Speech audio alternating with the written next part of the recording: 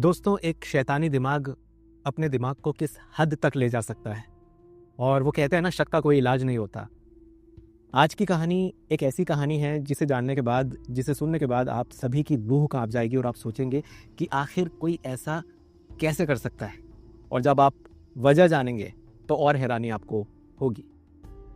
नमस्कार दोस्तों, मैं हूं आपका दोस्त अमन कुमार शिंदे और आप देख रहे हैं मेरा YouTube चैनल द केस। दोस्तों, आज की ये जो सच्ची घटना मैं आपको सुनाने जा रहा हूं, ये घटना है आज ही से लगभग 4 साल पहले 2021 की, दिसंबर 2021 की ये घटना है। महाराष्ट्र मुंबई से लगभग 90 किलोमीटर दूर एक हिल स्टेशन है माथेरन। वहां पर अक्सर लोग घूमने जाया करते हैं और माथेरन के जितने भी लोग हैं, वो जितने भी टूरिस्ट वहां घूमने आते हैं, जितनी भी लॉजेस होटल्स वहां पे हैं, उन्हीं से अपनी कमाई करते हैं, उन्हीं से पूरे माथेरन का भरण पोषण चलता है। और माथेरन की इकोनॉमी पूरी टूरिस्ट पे ही टिकी हुई है। यहाँ पे एक लॉज है, साईं सदन लॉज, जो कुछ कुछ जगह सूर्या कॉटेज लॉज के नाम से भी आपको मिलेगी।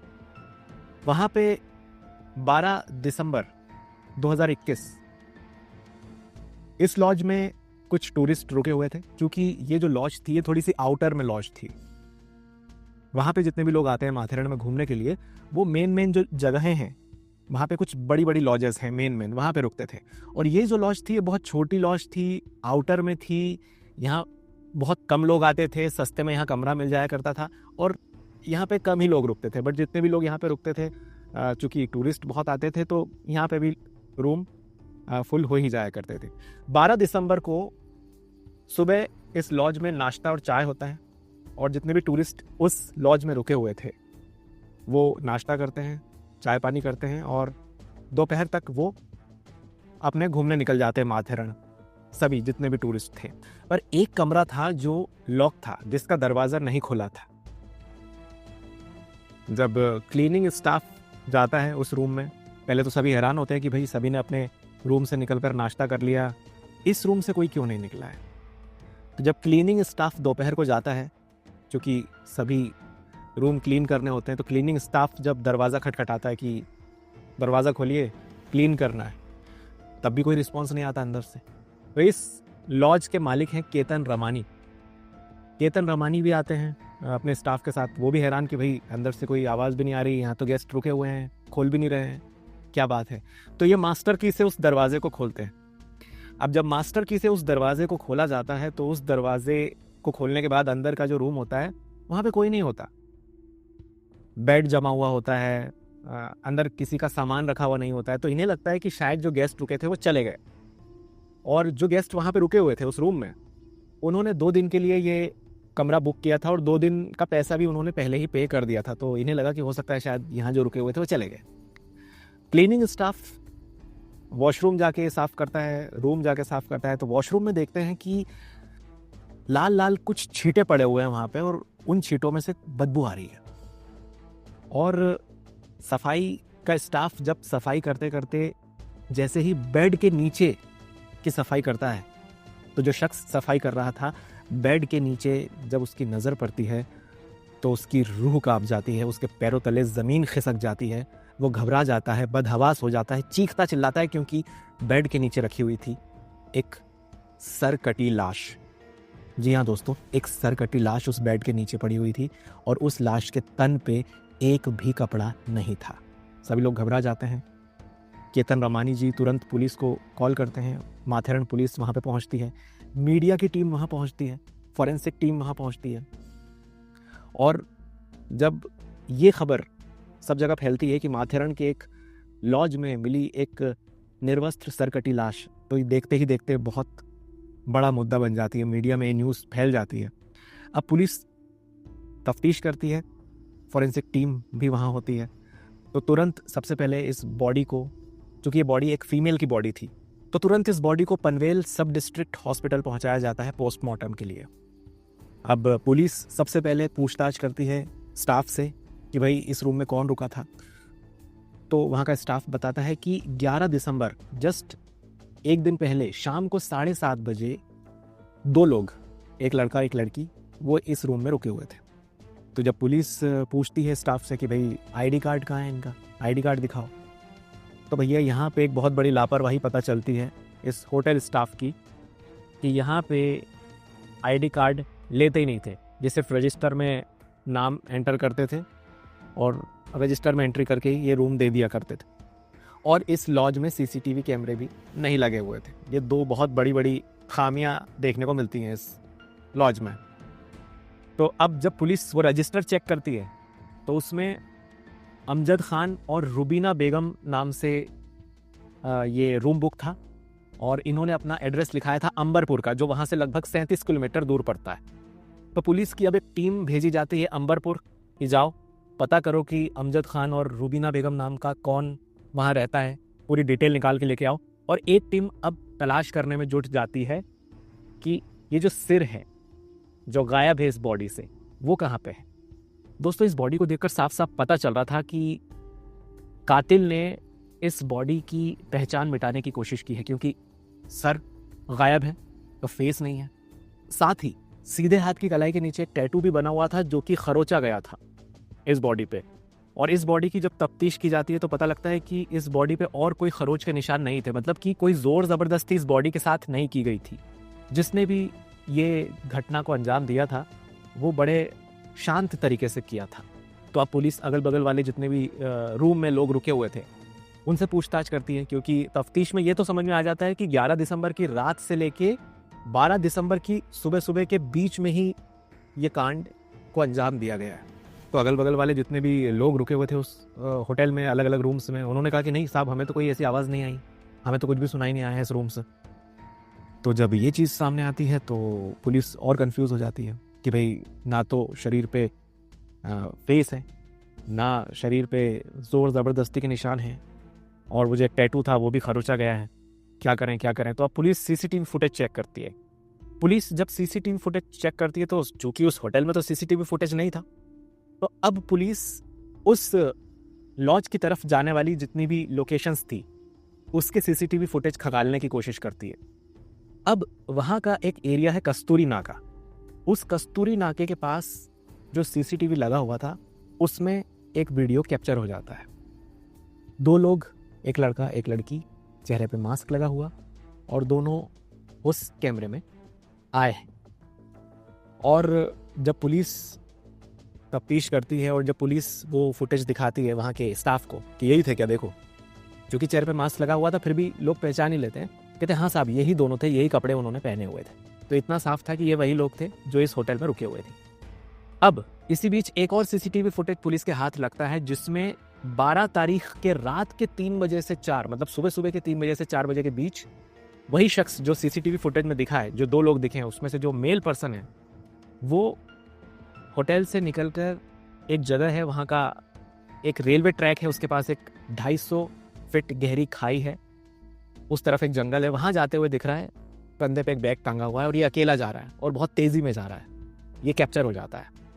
तो अब जब पुलिस उस जगह की तफ्तीश करने जाती है, उसी रेलवे ट्रैक के पास 250 फीट की जहाँ खाई है, तो पुलिस को वहाँ पे एक थैली मिलती है जो कपड़े की थी। उसके अंदर 3 थैलियाँ प्लास्टिक की थीं। उसके अंदर पुलिस को वो मिल जाता है जो पुलिस ढूंढ रही थी, मतलब कि उस बॉडी का सिर। पुलिस इस सिर को बरामद कर लेती है। काफ़ी जल्दी पुलिस ने ये हासिल कर लिया था। अब उसी जगह पे एक बैग भी मिलता है पुलिस को, एक लेडीज़ बैग मिलता है, और पुलिस को लगता है हो ना हो ये जो लेडीज़ बैग है ये इसी लेडी का है। और जब उस बैग को खोलकर पुलिस देखती है तो उसमें कुछ कॉस्मेटिक्स के सामान रखे हुए थे और उसमें एक मेडिकल का पर्चा मिलता है पुलिस को। वो मेडिकल का पर्चा था गोरेगांव का। तो गोरेगांव की पुलिस को डायरेक्ट संपर्क करती है माथेरान की पुलिस और पूछती है कि साहब गोरेगांव में किसी 26-27 साल की लड़की की मिसिंग कंप्लेंट है क्या। तो पता चलता है कि हाँ, गोरेगांव में एक मिसिंग कंप्लेंट आई है और ये तफ्तीश होते होते हो गई थी 13 दिसंबर, और 13 दिसंबर को कुछ घंटे पहले ही ये कंप्लेंट लिखाई गई थी गोरेगांव के पुलिस स्टेशन में कि पूनम पाल नाम की एक लड़की है जो कि अपने घर से 11 दिसंबर को निकली थी कहीं घूमने जाने के लिए बोल के, और उसका नंबर ऑफ है और उसके घर वालों ने कंप्लेंट कराई है। जैसे ही माथेरान पुलिस को ये पता लगता है तो माथेरान पुलिस फिर से स्टाफ से पूछती है कि भाई ये जब लोग आए थे दोनों होटल में, तो इन्होंने पेमेंट कैसे किया था? तो पता लगता है कि भाई पेमेंट किया था डेबिट कार्ड से, और डेबिट कार्ड उसी लेडी का था। तो जब उस डेबिट कार्ड की डिटेल निकाली जाती है बैंक द्वारा कांटेक्ट करके, तो वो डेबिट कार्ड जिसके नाम का निकलता है वो नाम भी होता है पूनम पाल, वही लड़की जिसकी मिसिंग कंप्लेंट की गई थी गोरेगांव में। तो अब पुलिस वो जो लाश थी उसकी तस्वीर तुरंत उस फैमिली को दिखाती है जिस फैमिली ने ये मिसिंग कंप्लेंट दिखाई थी पूनम पाल की फैमिली को। और पूनम पाल की फैमिली को जब वो तस्वीर दिखाई जाती है बॉडी की, तो ये पहचान जाते हैं कि ये जो बॉडी है ये पूनम पाल की ही है, उन्हीं की बेटी की है। और पूरा परिवार सदमे में आ जाता है। और जब पूछा जाता है परिवार से कि भाई पूनम कब निकली, तो पूनम के घर वालों द्वारा बताया जाता है कि 11 तारीख को ये अपने पति के साथ घूमने जाने वाली थी, और हमको यही बोल के निकली कि मैं राम सिलोचन पाल के साथ जा रही हूँ। राम सिलोचन पाल दोस्तों पूनम पाल का ही पति। और दरअसल जो पूनम है ये नर्सिंग की पढ़ाई करती थी और साथ ही साथ प्रैक्टिस भी करती थी गोरेगांव मुंबई में ही। और राम सिलोचन से इसकी शादी हुई थी। राम सिलोचन बेसिकली यूपी के भदोहा डिस्ट्रिक्ट का रहने वाला है, पर राम सिलोचन और पूनम की फैमिली के लोग काफ़ी सालों से मुंबई में रह रहे थे, महाराष्ट्र में रह रहे थे। और ये इनकी अरेंज मैरिज थी, और लगभग 6 से 7 महीने पहले इनकी मैरिज हो चुकी थी। पर यूपी में एक रस्म होती है गौना। जब तक लड़की का गौना नहीं होता है तो शादी के बाद वो ससुराल नहीं आ सकती। तो यहाँ पे गौना नहीं हुआ था पूनम का, और इस वजह से पूनम जो है अपने मायके में ही रह रही थी, अपने घर पे ही रह रही थी, और राम सिलोचन भी अपने घर पे रह रहा था। पूनम की विदाई नहीं हुई थी, पर दोनों की शादी हो चुकी थी। और जब पूनम घर से निकली, तो पूनम के घर से निकलने के बाद थोड़ा ही टाइम बाद रात से ही उसका फ़ोन स्विच ऑफ बता रहा था, और सेम टाइम पे राम सिलोचन का फ़ोन भी स्विच ऑफ बता रहा था, क्योंकि पूनम के घर से जब फ़ोन लगाए जा रहे थे दोनों को, तो दोनों के फ़ोन स्विच ऑफ थे।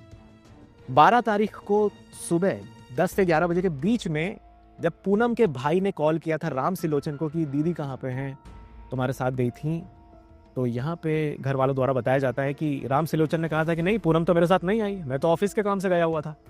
तो जब राम सिलोचन से पूछा जाता है कि तुम्हारा नंबर ऑफ क्यों था, तो राम सिलोचन कहता है कि अरे मैं ऑफिस के काम से गया हुआ था, तो ऑफिस का काम बहुत इंपॉर्टेंट था, इसलिए मैंने नंबर ऑफ कर दिया। तो जब ये चीज़ पुलिस को पता चलती है पूनम के परिवार से, तो अब पुलिस पहुंचती है राम सिलोचन पाल के घर। ये खांडा कॉलोनी जो कि पनवेल में ही थी, उसी कॉलोनी में राम सिलोचन का घर था। पुलिस जब पूछताछ करने राम सिलोचन के पास जाती है, तो राम सिलोचन बहुत अच्छे से पुलिस को जवाब देता है, सारे जवाब देता है, पूछताछ अच्छे से होती है, और सारे सवालों के जवाब पुलिस को बड़े अच्छे अंदाज में देता है। पुलिस सेटिस्फाई हो जाती है, और पुलिस सारी पूछताछ करके राम सिलोचन से वापस जाने लगती है।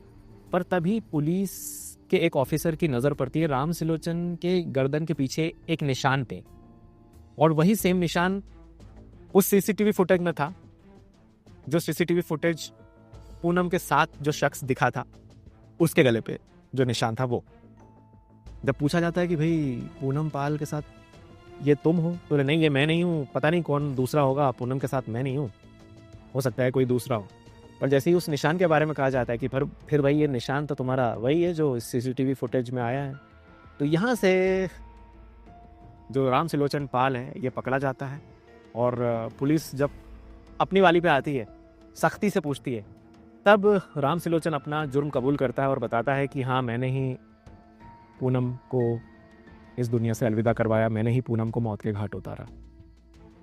दोस्तों, राम सिलोचन जो पूनम का पति था, इसने बहुत सारी रिसर्च की थी, और बड़े शातिर तरीके से इसने पूरी प्लानिंग के साथ पूनम को मारा। 2 बार ये पहले भी माथेरन जा चुका था पूनम के साथ, और इस बार इसने ऐसी लॉज चुनी जहाँ पे सीसीटीवी कैमरे नहीं थे, और जो 250 फीट गहरी खाई थी रेलवे ट्रैक के पास, वो रेलवे ट्रैक इसी लॉज के पास था। सब कुछ सोची समझी साजिश के चलते इसने किया। जब ये होटल रूम में गए तो इसने पहले तो पूनम को बेहोश किया, बेहोशी के बाद इसने पूनम का गला दबाया, गला दबाने के बाद जब पूनम का दम टूट गया, तब इसने वॉशरूम में जाके पूनम का सिर उसके धड़ से अलग किया, इसके हाथ में जो राम सिलोचन के नाम का ही टैटू था उसको खरोचा, और इसके पूरे कपड़े, ताकि कपड़े की आइडेंटिटी भी ना हो सके, इसके तन से हटा के बॉडी को उस बेड के नीचे रख के, सिर को बैग में रख के उस खाई में फेंक के उसी जंगल से ये पहुंच गया नेरल, और नेरल से ये वापस पहुंचा अपने घर। नेरल पहुंचते पहुंचते पूनम का फ़ोन भी इसके हाथ में था, पास में था, और नेरल में इसने पूनम का फ़ोन रेलवे ट्रैक के पास ही कहीं फेंक दिया। इतना दिमाग इसने लगाया और इस तरह इसने अपनी बीवी को ही इतनी भयानक मौत दी। जब पूछा गया कि तुमने क्यों किया, तुमने क्यों मारा अपनी बीवी को, तब इसने जो बताया, जो कि जैसा कि मैंने आपको वीडियो के शुरू में कहा था, आप जानोगे तो आपका दिमाग ख़राब हो जाएगा। इसने जब शादी से पहले जब ये पूनम से बात करता था, राम सिलोचन, क्योंकि ये अरेंज मैरिज थी पूरी, तो इसने एक बार पूछा था कि तुम्हारा कोई बॉयफ्रेंड रह चुका है क्या? तो पूनम ने कहा नहीं, मेरा कोई बॉयफ्रेंड नहीं था, बट हाँ मेरे मेल फ्रेंड्स रहे हैं मेरे कॉलेज में, मेरे स्टाफ में। और अक्सर जब पूनम अपने मेल फ्रेंड्स से मिलती थी, बात करती थी, तो मुस्कुराया करती थी, हंस के बात करती थी। तो इसे ऐसा लगा कि पूनम का कोई चक्कर चल रहा है, लगा बस। पुलिस ने जब पूछा कि तेरे पास कोई सबूत है, तूने कोई चैट पढ़ी उसकी, तूने कोई फ़ोन कॉल पकड़ा पूनम का कि पूनम किसी लड़के से बात कर रही है, तो राम सिलोचन ने कहा नहीं साहब, ये तो हंस के बात ही करती थी अपने मेल फ्रेंड्स से, तभी से ये मेरे दिमाग में थी कि इसको तो मैं ऐसी मौत दूंगा कि 7 पुश्ते भी इसकी याद रखें। और इस सोच के चलते राम सिलोचन ने अपनी बीवी को, पूनम पाल को, इस तरह मौत के घाट उतारा। पूनम के परिवार वालों का कहना है कि हमने शादी में 9 लाख रुपए खर्च किए और 5.5 लाख रुपए राम सिलोचन के परिवार वाले दहेज मांग रहे थे, इसलिए राम सिलोचन के पूरे परिवार ने ये सब पूरा प्लान किया और हमारी बेटी को मौत के घाट उतारा। बट जो मामला पूरा सामने आया था वो ये रहा जो आज के वीडियो में मैंने आपसे शेयर किया है। तो दोस्तों ये थी माथेरन केस जो 2021 में हुआ था, उसकी पूरी कहानी। वीडियो में जानकारी अच्छी लगी हो तो इस वीडियो को लाइक कीजिए, शेयर कीजिए अपने दोस्तों के साथ, कमेंट करके अपनी प्रतिक्रियाएं ज़रूर इस केस पर दीजिए। और अगर आप मेरे चैनल पर नए हैं, मेरे चैनल को आपने सब्सक्राइब नहीं किया तो सब्सक्राइब करके बेल आइकन ज़रूर दबाइए। मैं मिलता हूँ आपसे बहुत ही जल्द किसी अगली नई सच्ची घटना के साथ। शुक्रिया।